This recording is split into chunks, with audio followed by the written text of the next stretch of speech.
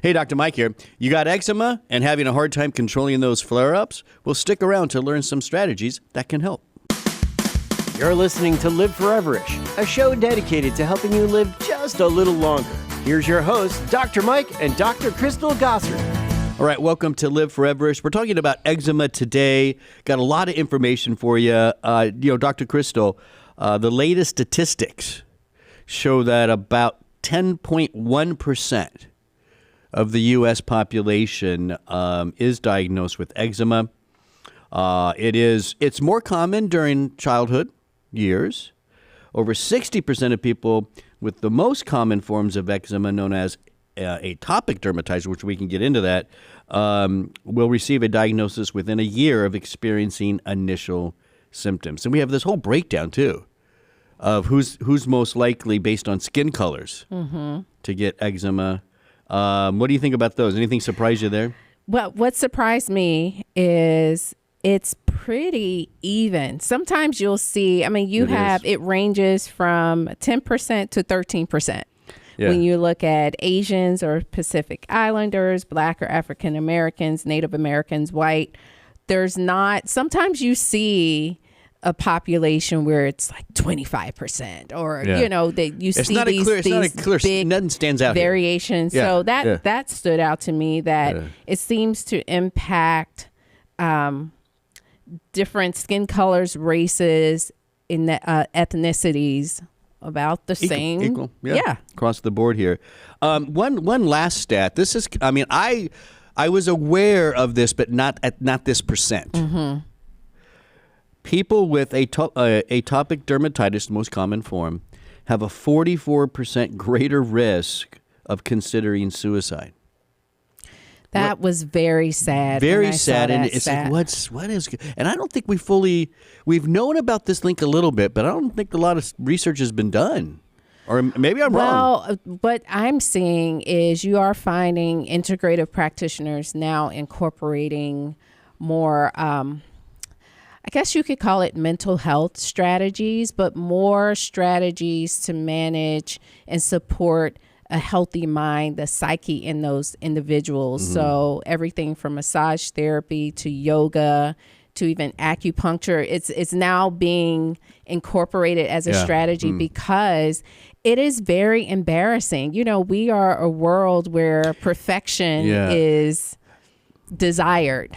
Yeah, I think that was there's a fork in the road for a lot of researchers here. Is it more just on that side of it? Mm-hmm.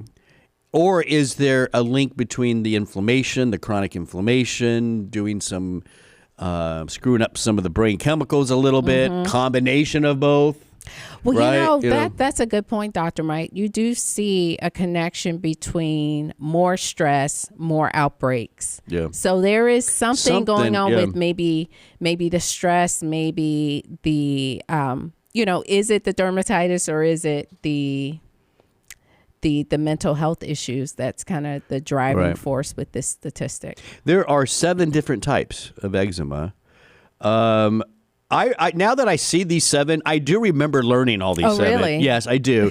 I definitely forgot about some of them. Okay. Yeah. We're not going to get into all that. Today we kind of grouped them, right? It's eczema in general. The most common is the atopic dermatitis. And so but if you've been diagnosed with eczema, this show could help. At the end of Correct. And most of the information, I would say 95%, we're focusing on atopic dermatitis. It's the most common. Okay. All right. Now, one of the things that people ask a lot about in Google land, right, is what's the difference between another common skin condition, psoriasis. Like, what's the difference and how can I tell? Well, ultimately, get your doctor, get an expert to look and do their workup. But there are some differences for sure.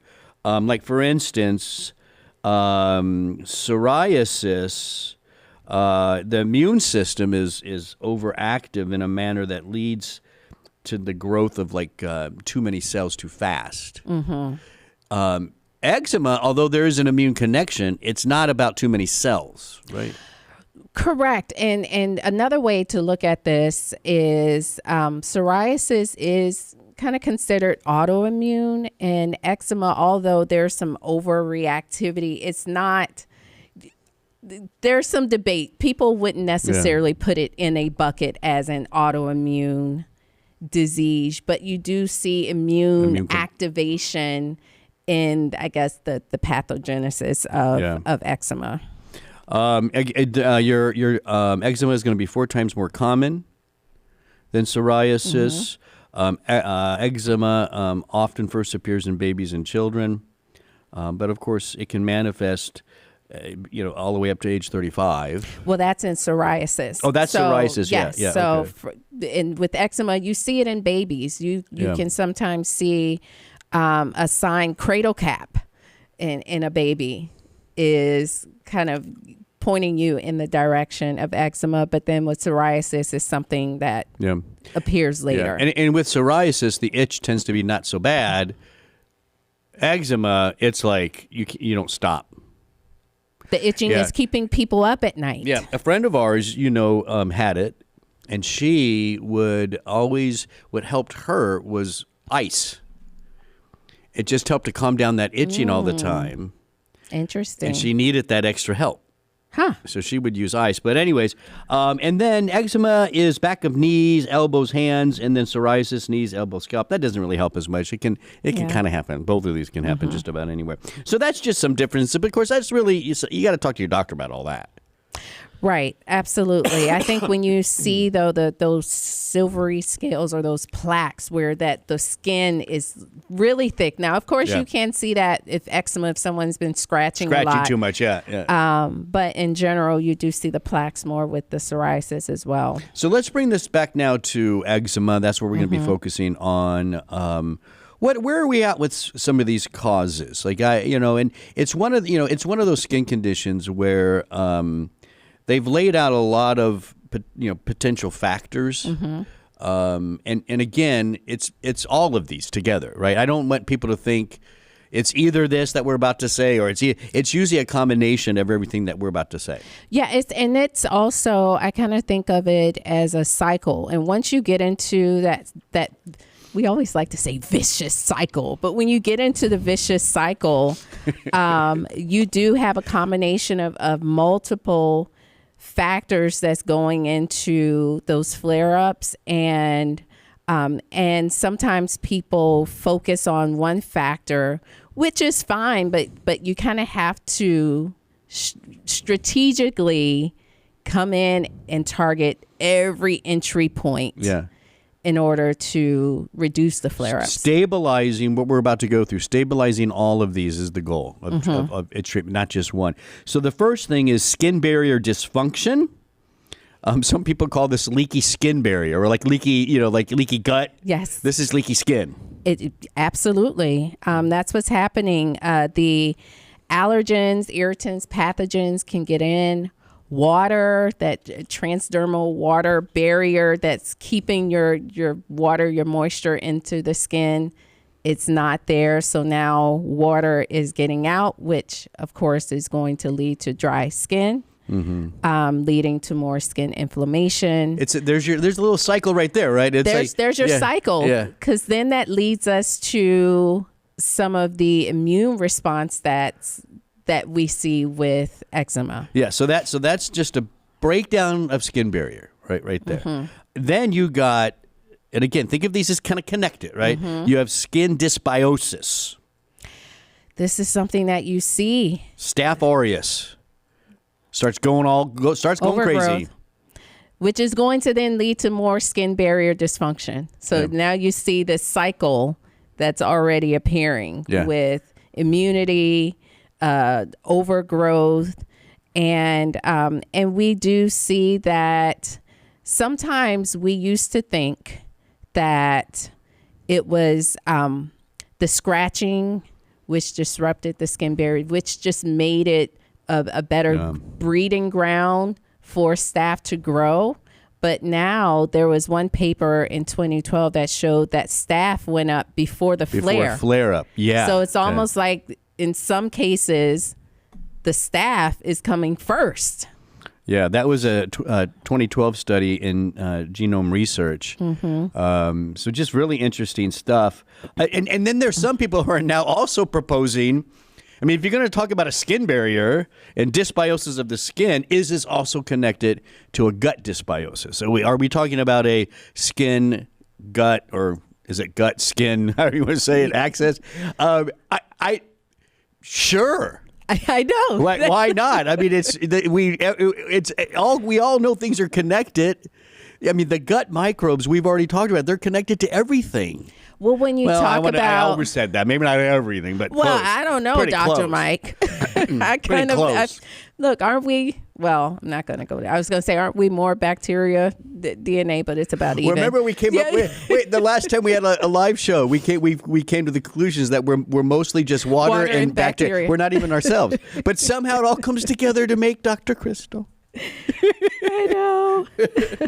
So that's skin dysbiosis, and then here's where the inflammation kind of starts coming in. Inflammation, immune system hyperactivity, and this all may be. Well, I don't think it's a maybe for me. I mean, this is what the body does. Your body starts reacting to all this. Yes. Driving up the inflammation. You can have now an overactive immune issue going on in that skin. And guess what that's going to cause? Skin barrier breakdown, more dysbiosis. More itch. It's just, inflammatory. More itch. Yes. Yeah. And so it's just, and that's that cycle you were talking about. That is Vicious absolutely the vicious cycle. Because we have to remember, a lot of times the immune system and inflammation is there to try to heal what's happening. Yeah. But it's powerful. It has to be controlled. Yeah. And so there's some sort of mismanagement of that inflammatory spot, which ultimately is what happens even with age and chronic inflammation, right? We just don't we don't call back those fighters as good as we do, and that's why you have this like residual low grade burning wood. Something like that in your body. And then it may be inherited. I don't know. Yes, that's something that I've read, and we do see inherited, and we also we're seeing SNPs related to skin barrier issues. Now, another question people ask, and I think we've kind of covered this: can eczema be linked to gut health or autoimmune issues? I think we kind of covered that. The answer is yes. Overall, we do, and you find again practitioners trying to address it and get it under control early in the babies, early in life, to try to limit some of the future allergies and autoimmune issues that may come later in life. Let's now we're going to go to your expertise. Okay, food first. Food first, both maybe in causes and treatment. I know. So what's going on here? I have, this is going to sound just crazy, Dr. Mike, but I'm just going to say it because I have personal experience with this. I have mild eczema. I wouldn't even, probably not enough to comment on, but my son, we have battled with eczema since he was a baby. And I've tried all of the food solutions and I have not been successful. Yeah. And so I just want to say that because you will hear milk, cut out the gluten, cut out all of these things, which in a child where you're trying to expose them to as many foods as possible, it can be very challenging. It's hard. But understood. Just really focusing in on, more anti-inflammatory foods. Yeah. The olive oil, the fish, the good fruit, stuff anyways. the vegetables. Good stuff anyways. The good stuff, and probably not cut out so much over so many things. Yeah, because it's almost never ending.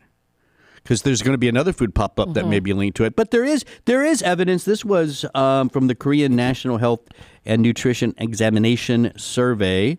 It's kind of we have a version of this kind of survey. Over 17,000 participants. They found an association between intake of dietary patterns high in meat, instant noodles, soda, and processed foods. Now, I guess this is more Korean Yes. population. That's It your was. instant noodles, Yeah. and processed foods, and a 57% greater risk of atopic dermatitis compared to when those foods are low. So And specifically, the instant noodles were problematic. yeah. Isn't that funny? Because to me, is it the instant noodles or is it the instant package stuff they're pouring in there? Right. The little packet. There's a lot of stuff in that. That packet, the bomb flavor packet. Let me tell you something. It's Hannah so likes it. good. I do. No, I think it's great. But you know what I found, because I do want to eat it sometimes, I'll do maybe half the packet because there's a lot of salt in those things. Well, that part. Woo! Who knows what that's doing? I swell up. All right, so there's some foods there. Let's get into some of the most effective treatments, and we're talking about eczema in general, but keep in mind there's a cycle to this. You're going to have times where it's not so bad. Yeah. You're going to have those flare-ups. Maybe Staph aureus is linked to those kind of whatever. But all of these things, if you're focusing on the foods you had just mentioned, lifestyle we're about to go over, and some nutrient add-ins, all of these together, it's making. It's settling everything down, meaning your flare-ups maybe not so bad, Yes. right? I'm not Yes. saying we're getting rid of all that. We can't say Right. that, but I think it's more, as we said with those main causes, it's minimizing all of that, and that's what we're offering here. That's it. And I like starting with lifestyle, mild soaps, good moisturization. Wait, stop there. The mild. What is it? What does that mean? So free of fragrances, free of the colors that's in your soaps. It's not going to smell great. It's just going to be hyperallergenic. But it cleans. It cleans. It cleans. Yes, You're fine. yes, So- without the flare. So, like if you're in the store, those types of products will say for sensitive skin. Would that be considered a Sensitive mild skin, but you still want to look for fragrance-free, sensitive skin. Our whole family, we wash with a sensitive skin product made for babies. The whole family. Yeah. Because you tend to not have so many, and sometimes I'm not saying like all natural, because sometimes when you see products where they're natural, but they have all of these herbs and these, they're still adding a lot. Well, all the fragrance, right? Where's You that want coming it from? to be as simple of an ingredient list as possible to limit any variable that could be causing the flare up. You can also look into small businesses that make their own soaps. Yes. We had a friend here, John Finch. Remember John? He lives in the UK now. His wife made soaps. Oh, nice. Yeah, it's kind of a side business. That's something that we would do as a family, not as often, but go to the farmer's market and get some of that. But even with those, you have to be careful because they add essential oils and things into those soaps. Be careful, so but just a thought. Maybe there's something. Yes. So, and then good moisturization. 100%. Moisturize. It's the only thing proven that's ever consistently across study after to help your skin. Yes. All these are things we do. I'm not saying there's not support. I'm not saying any of that. But keep your skin moist. Key. For everyone. Yes. Avoid things that are irritating triggers, of course. And then you kind of learn what that is like for you personally. So that's really good. You have now with Lifestyle sunflower oil. What's this? Yes, this is topical sunflower oil. Good research. We'll talk about coconut oil, topical B12. Well, I've heard of the coconut oil, and I'm familiar with that. I was not familiar with sunflower oil. Sunflower oil blew my mind, even compared to olive oil. This study, listen, a 2013 study compared sunflower oil to olive oil. Olive oil was the control. Olive oil kind of made things worse, increased transdermal water loss. And so it goes to show you sometimes we think certain things are, but think about olive oil. When you taste it, it's astringent. It is, but people do rub olive oil on their skin. I know, but I'm just giving you the data. We did something like that, didn't we? Once where we had olive oil, we were rubbing it on our hands, and I remember when we did the olive oil, it made me hungry because we did. We made a skin scrub. It reminded me like a sugar scrub or a salt scrub and we had with olive oil. there, and I'm like, well, if you have to compare the two, Dr. Mike, sunflower oil has research, not just this one 2013 study. It has anti-inflammatory effects. There's something about it. I don't know exactly what it is. I know sunflower oil is rich in vitamin E. Yeah, E. But it's just something to try. It increases ceramide production. Did you say that?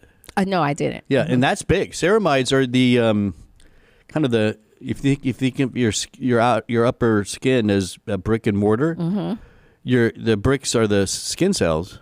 Yes, it's almost like the glue for your skin cells. Yeah, and then the ceramides are the stuff in between. All right. Okay. Thank you.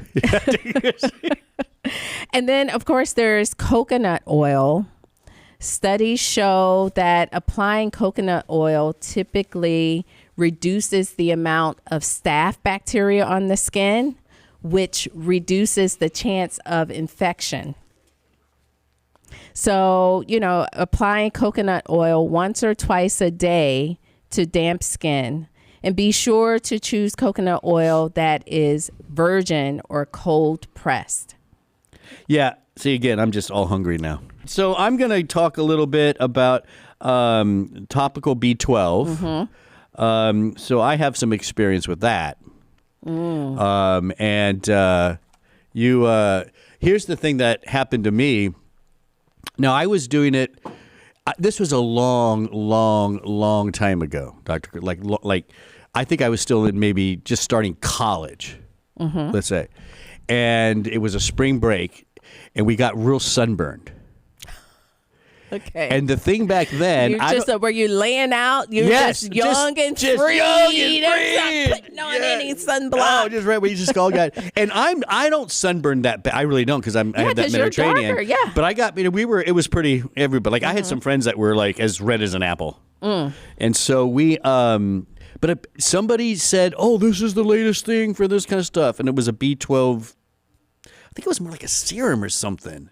I can't. Okay. Yeah, and don't if you have sunburn. Really, the burn was so intense. It was almost like you'd rather just go back out in the sun. It was really bad. Now that's just my little experience with it. But topical B12 in the case of eczema has been shown to be helpful, right? Yes, and there is a recipe at nationaleczema.org. They have a complimentary and alternative page, and they have like the little recipe, and it gives you the percentage. I think it's 0.07% B12, and tells you where you can buy like the raw B12 powder and make your own concoction. Yeah. Let's move on to nutrient add-ins. The first one, and again, everything we're about to share with you, there's a list right here. There's 1, 2, 3, 4, 5 good research behind these nutrients. You have gamma linoleic acid. Yeah, so you'll get that. I think we can go through some of the primrose oil, primrose oil, borage oil. Borage oil. I can't remember the others. I had a whole list in my head. Yeah, but those are all, that's what it is, basically. It's called GLA. GLA, and there was some research that there may be some issues with the body making GLA. This is kind of a little genetic thing with GLA, and that so would maybe the helpful. inheritance part of it, right? Yep. Vitamin E. Vitamin E, just a great antioxidant overall, but also has been shown, I think, not just in eczema, but in other studies, good for the skin. Very good for the skin. I've even seen the pure vitamin E helpful with burn treatment. Yeah. Now, that's interesting. Yes. Well, like to prevent the scarring. This is after. To help the healing. Oh, yeah. We used to do combinations of E and K.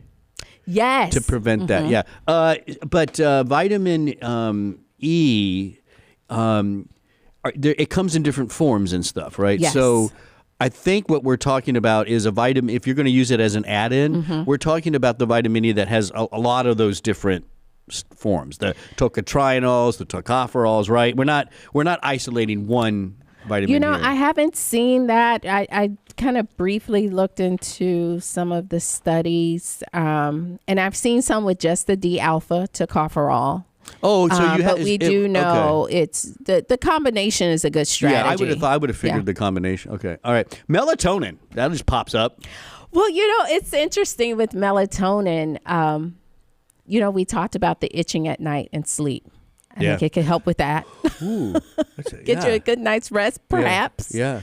And then, melatonin has a lot of other beneficial properties. It's an antioxidant. Mm-hmm. I mean, I consider it one of the best brain antioxidants, right? So you want to keep those levels up. Omega-3s, woo-hoo-hoo. Yes. That's definitely a check mark. Yes, and then in my book. And the last one on our list, yes. All day long. I take this one along with my omegas every day. And there's curcumin. Research with curcumin, the curcuminoids, kind of the phytosome, this newer. Oh, here we go. Yeah. I know some of this newer delivery. You get more in your system. Technology with curcumin. Now, one big question online that is popping up a lot is about nutrient add-ins is vitamin D. Would that be helpful? I don't know. I'm not up to date on eczema and vitamin D research, but without looking at anything, you know what I'm going to tell you? Yes.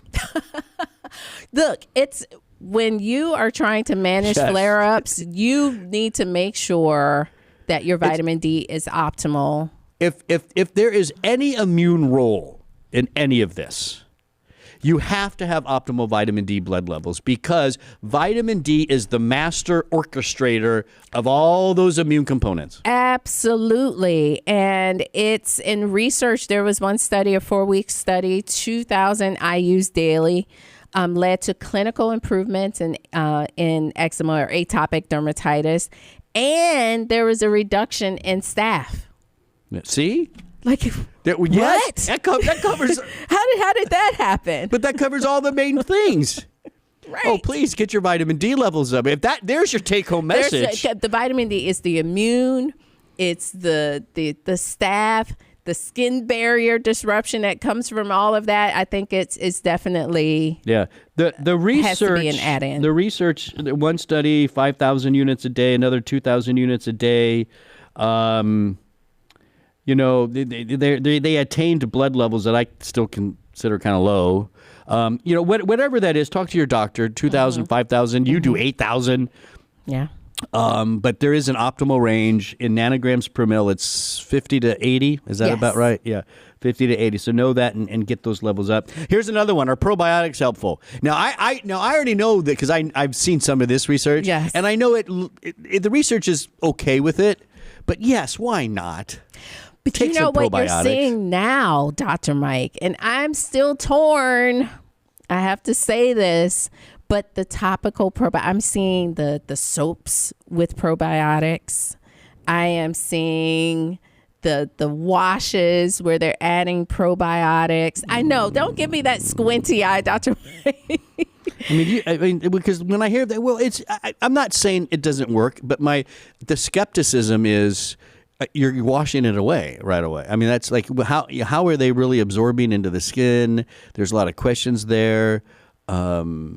Your skin actually has defenses against some of that stuff. So I don't know. That sounds a little. Yeah, but there's some preliminary research that topical probiotics in many delivery ways, that can help to balance some of that overgrowth of the staph.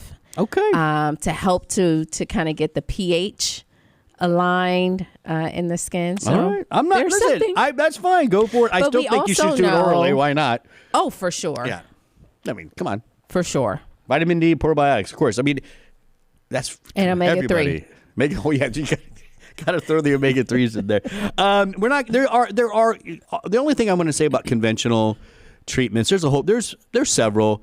The efficacy on these 50-50 at best for just some things work great for people, not everybody else. It's often a trial error. And just talk to your doctor. Here's the thing. don't shy away from conventional stuff. If it helps with all these other things we talked about, talk to your doctor about these nutrient add-ins. Talk about some of those strategies we've gone over, and that works great. That's integrative medicine. I agree. I think you can combine some of this. Just your steroids, don't use them. They're not long term. But I do want to just highlight my personal favorite, that it's a conventional treatment, but more of lifestyle, is the wet wrap therapy. I use this for my son, and when I tell you it works, and I will use, sometimes we have like water wipes, and I will warm the water wipe. Well, I don't even know what a water wipe is. It's like a it's like a wet one, or it's used for babies. Okay, it's so you wet those. A diaper wipe, but this is it's water wipe. It's water, and you wet. It's already wet, but I like to warm it, and I put it on the skin, and sometimes I'll use a gauze and wrap the gauze around and let him sleep that way. And the next morning, the skin is. It's like magic. Probably feels good, and then too. I also found just a little trick out of my personal toolbox is those burn. It's almost like these silicone